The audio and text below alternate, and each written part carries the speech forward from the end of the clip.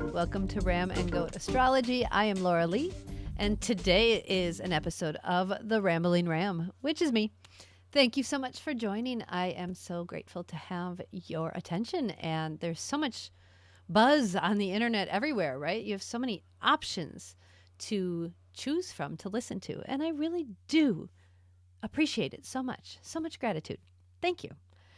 I wasn't quite sure what I needed to speak on today. It was something that I've been thinking about for a while, and I'd have a little bit of an idea here and a little bit of an idea there. It would bubble up, but nothing that grabbed me, nothing that caught me.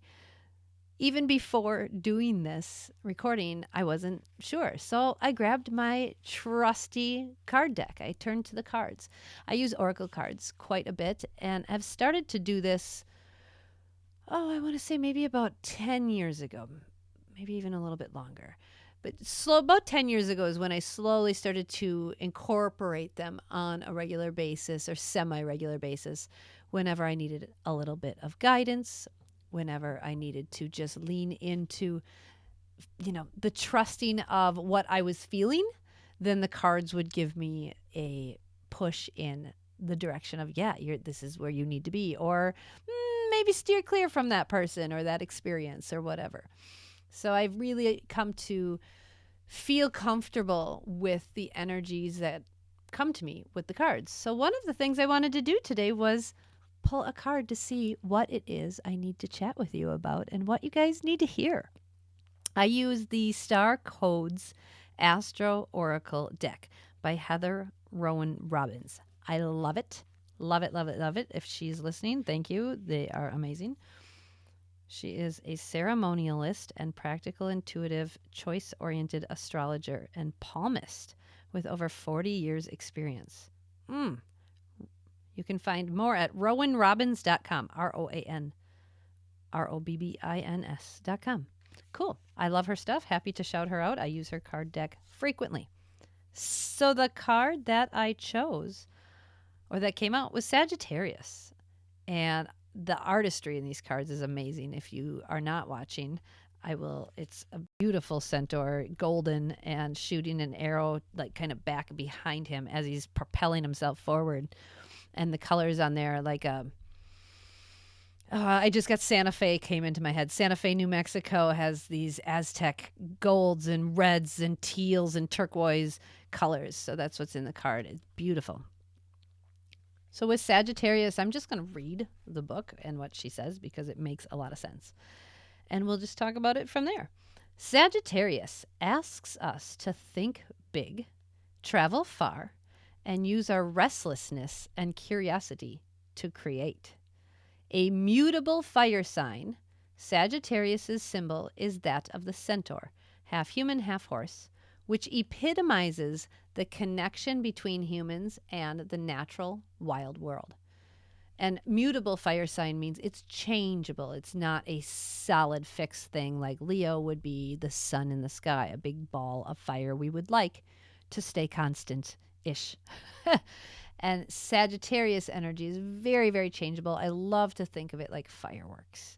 It changes into this and then that and then this shape and that shape. It travels over here, over there. It gives off this energy here. It's very changeable. So this is a really intense connection between nature and humans. And I see this with all my Sagittarian buddies, all of them. I have tons of them. I don't know why, but specifically born on November 25th. Shout out to my November 25th Sages. I think I have 4 of them in my life now. Interesting situation. But Sagittarius is ruled by expansive Jupiter. And this rules the thighs and the muscles that propel our movement, specifically forward. The sun shines in Sag from November 22nd until December 21st-ish. So the action with this, Sagittarius has 2 imperatives. Expand your perspective and humbly speak your truth. I'm going to just sit on that for a moment. Expand your perspective and humbly speak your truth. All right, let's continue. So let your perspective become versatile, flexible, and curious.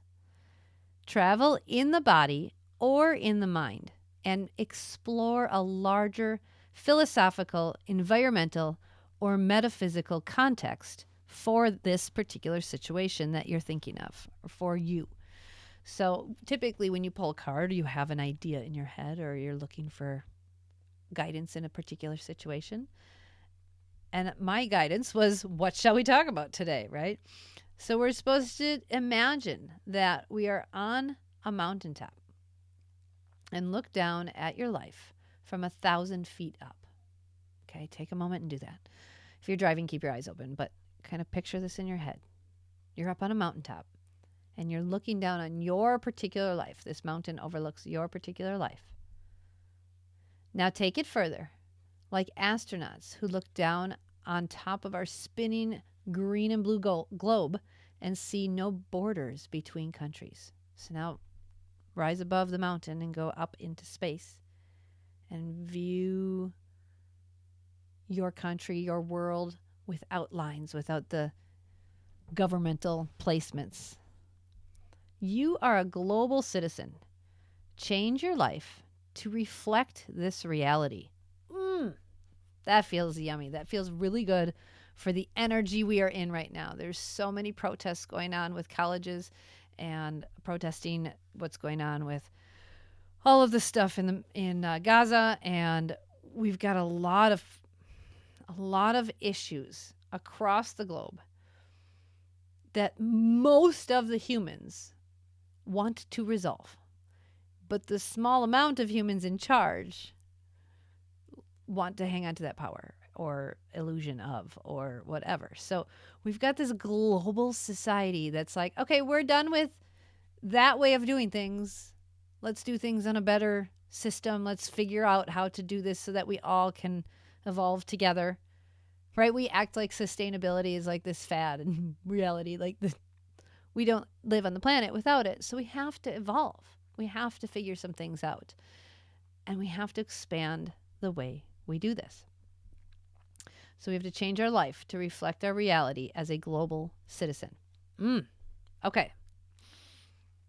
Continuing on. So speak your truth. Remember the fairy tale, The Emperor's New Clothes. A pair of con artists arrive at the emperor's court, claiming to make beautiful garments. They say their creations are only visible to people of quality. Incompetent people can't see the clothes. No one in the emperor's court wants to admit that they can't see the supposedly intricate garments, and the emperor wears his new clothes out on parade. Only one honest Sagittarian-style boy speaks up without rancor, states the obvious: the emperor is naked, and breaks the spell. Ask what spell you need to break and speak up. So what are the illusions you've been living in? What have you been telling yourself? Maybe that it's hard to do something. I know my family does this a lot, and they'll say things like, well, that's hard. I don't want to vacuum, that's hard. Okay, compared to what? Basing something on difficulty is usually comparing it to something else that is also seemingly difficult. When in reality, it's just one foot in front of the other, taking that step. If you fall, you get up and do it again. I've been watching my little baby learn to walk, and he's getting it. He's doing real well. And he doesn't usually get frustrated, or it's not an issue. When he falls, he just gets right back up and keeps moving, right? So what is the thing we have to shift in our head that we've been telling ourselves? If my baby told himself over and over, well, this is too hard, he wouldn't get up and walk. But his curiosity propels him on. He wants to see what else is out there. He wants to keep going. He's in this Sagittarian energy of let me explore my world at 12 months old. So with your newfound curiosity, your new pair of Sagittarian glasses, what do you get to explore? What spell do you get to break by putting on this new prescription and seeing things more clearly? As the fireworks up in the sky have a view of the people from down below are looking up at the fireworks. Very different perspectives. So as the centaur shoots his arrow up to see what else is out there, to find new land, new energy, new ideas. How are other people doing things? How are other moms figuring this out? Well, we're getting together online in the Cosmic Mama Collective a couple times a month, and we're sharing our challenges. We're sharing our hardships. We're sharing tears. We're sharing laughs. We're learning from each other. We're supporting each other. We don't go on social media and bitch and complain about what she said, he said, whatever. We go in groups that are supportive and enlifting and uplifting and engaging. And we do this mindfully. That's what Sagittarius, mature Sagittarius energy is asking you to do. Mindfully explore. Mindfully change the way you've been thinking into a possible new perspective. The possibility that this could be different. Your parenting could be different. Your income, the way you bring in income could be different. The way you do your marriage could be different. Your friendships could be different. So the challenge here says just because you see it doesn't mean you have to say it. Timing and pacing are everything. That's called maturity, folks. Wisdom and maturity. As somebody who has Uranus and Neptune in Sag, Uranus is, it's fast, it's quick, it's lightning. And in Sagittarius, I learned quickly how easy it is to put my foot in my mouth, especially through high school. Oh my God. I know we were all idiots in high school, but I was a particularly talkative idiot and really learned a lot of lessons about this whole challenge right here. Just because you see it doesn't mean you have to say it. I said it always. I would say the thing. Now I have learned to shut my mouth. And now I do a podcast where I can speak on my own or with a buddy or with people, and we can have intelligent conversations and we can discuss things in a more mature way, and we can say things when we see it, again, in a mature way. Be honest, not mean. Ask if what you are about to say is wise, kind, and necessary, as well as is it true? Such good information. So if you're a mom or you work with children or you have men in your life, if you have anybody in your life, then this is a great statement just to live by, right? Put this on your fridge. If you have something to say, be honest, not mean, and ask yourself if what you're about to say is wise, kind, necessary, and true. That would solve a lot of problems, wouldn't it? Watch out for the geographic cure, the belief that travel will solve problems, because wherever you go, there you are. So the gift with this card: honor all your relationships. Sagittarius reminds us that our spiritual path is connected to all our relations. The two-footed, the four-footed, many-legged, winged, scaled, and finned, and they are all connected to us. Honor those relationships. Our spiritual path is connected to them.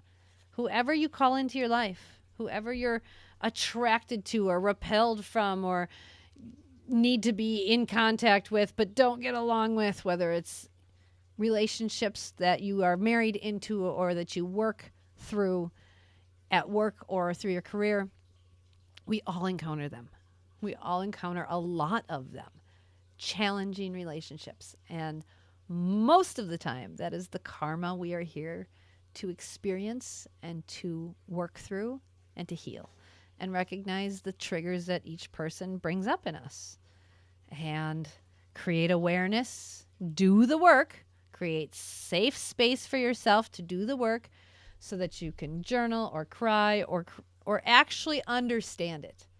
I think a lot of the times people do not create space in their life to sit and understand what it is they are going through, to sit and reflect on the challenges in their relationship. They just keep experiencing the challenges and then start blaming the other person for these challenges. So they'll get rid of that relationship, then they'll go on to another relationship, and those challenges will show up again in the new person. This is why some people are, divorced 4 or 5 times.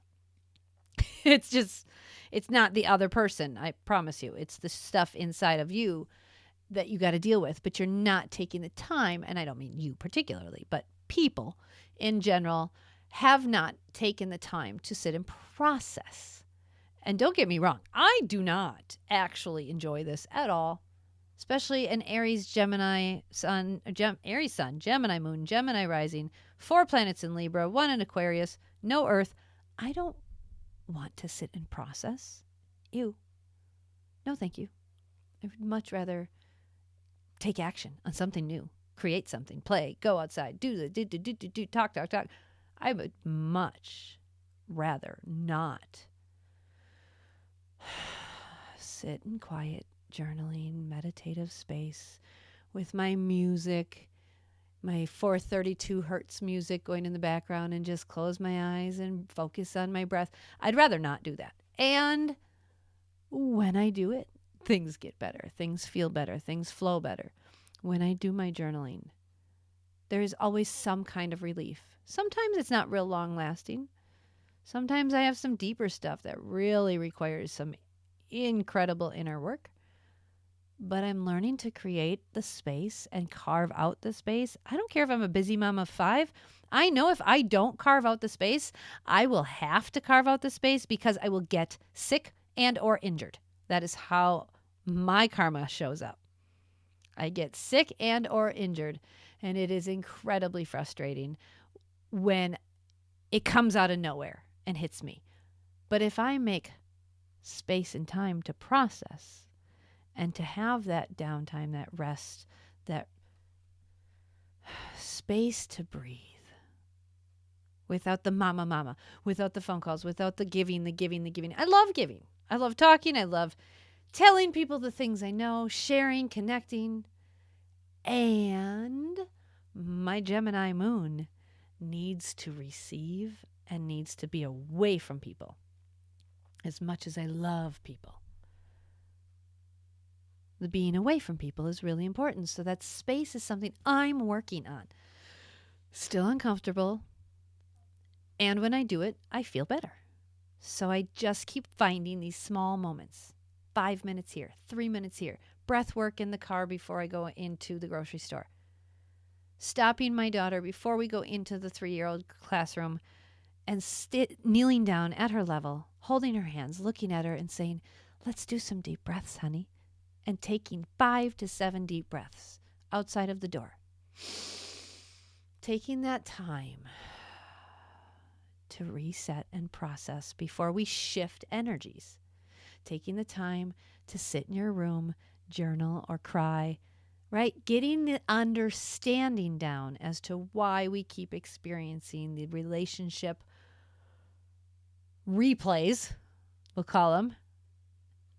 And then understand that those relationships are there to trigger us for particular reasons so we can do our own healing, so we can grow and expand. And we can keep growing and expanding and healing, growing. And it's like a flower opening and blossoming. And then that head of the flower falls off. You have to deadhead that, pull that one off, and a new one blossoms. It's like what we are. We are just this plant that keeps blossoming in new areas, in new ways. We aren't just one flower head. We're the whole dang plant, right? And our journey is to keep trusting the evolutionary blossoming process. Even though that head over there, that flower head is dying and feels uncomfortable, there's like 6 new ones over here. Right? That's such a Sagittarian concept. It's almost like a plant fireworks. So we get to keep blossoming and exploring and trusting and speaking our truth when we need to go sit in our bedroom and lock the door and say, Mama's not okay right now. Put on a show. I'm going to go take an hour and I'm going to go process because I need to be alone for a moment. I need to not be on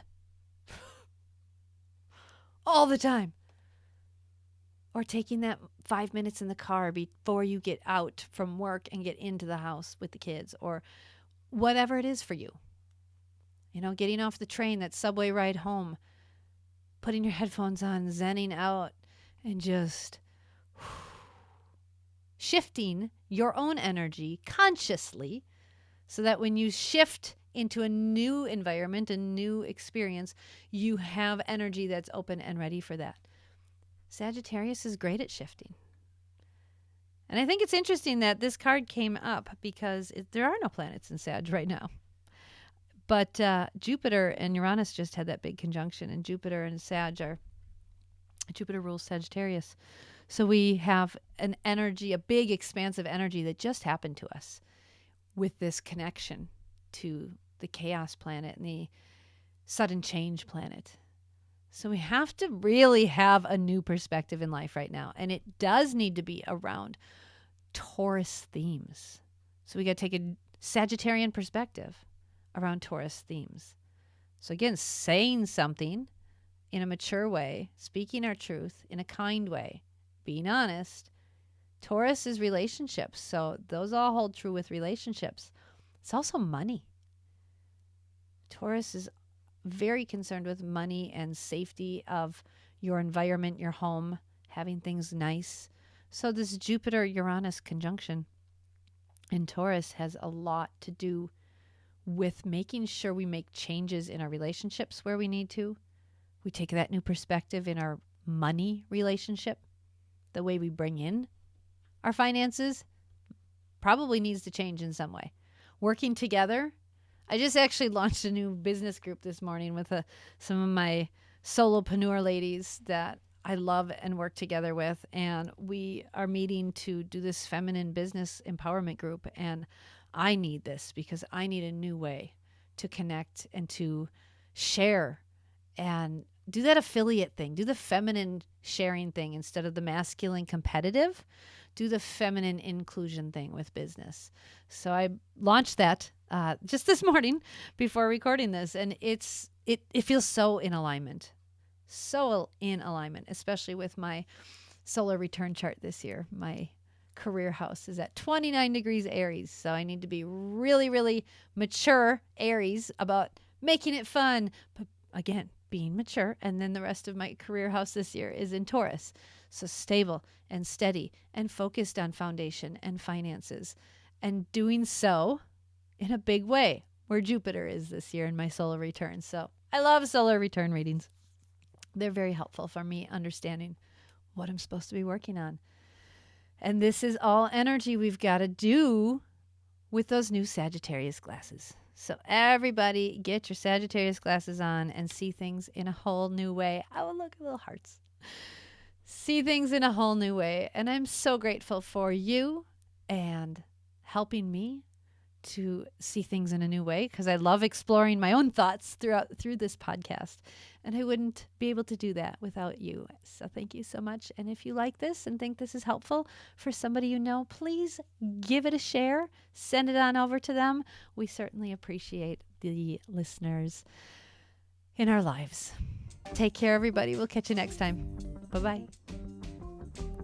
Thank you for joining Ram and Goat Astrology and tuning in to the Rambling Ram. We can't wait to have you back next week. And be sure to check us out on Patreon or buy us a coffee and support the show financially. Your support means everything. Thank you.